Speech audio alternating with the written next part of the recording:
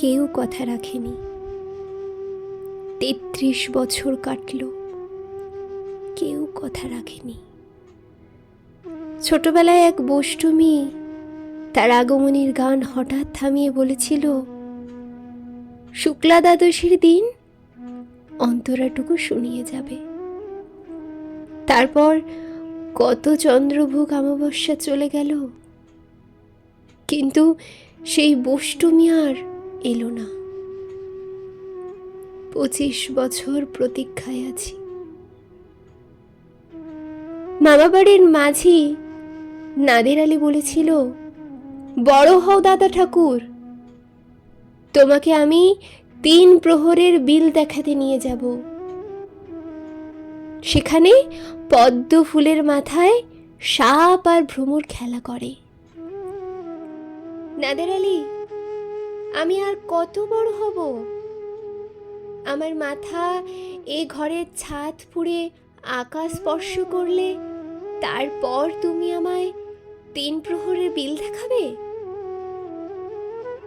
একটাও রয়্যাল গুলি কিনতে পারিনি কখনো।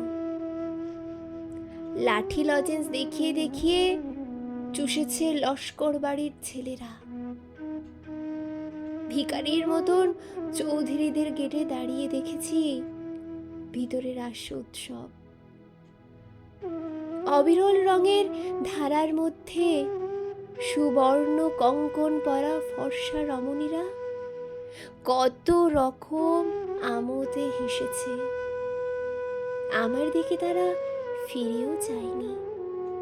বাবা আমার কাঁধ ছুঁয়ে বলেছিলেন, দেখিস একদিন আমরাও। বাবা এখন অন্ধ, আমাদের দেখা হয়নি কিছুই।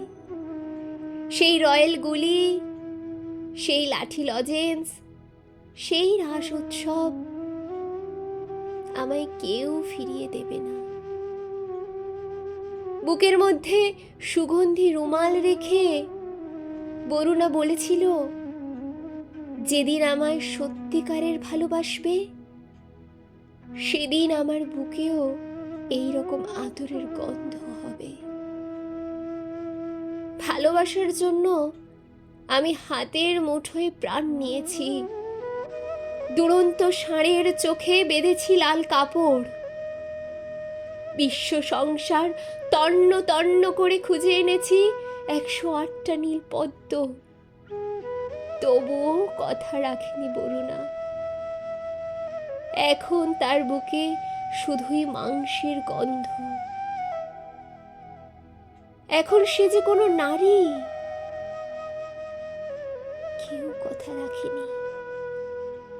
33 বছর কাটলো, কেউ কথা রাখে না।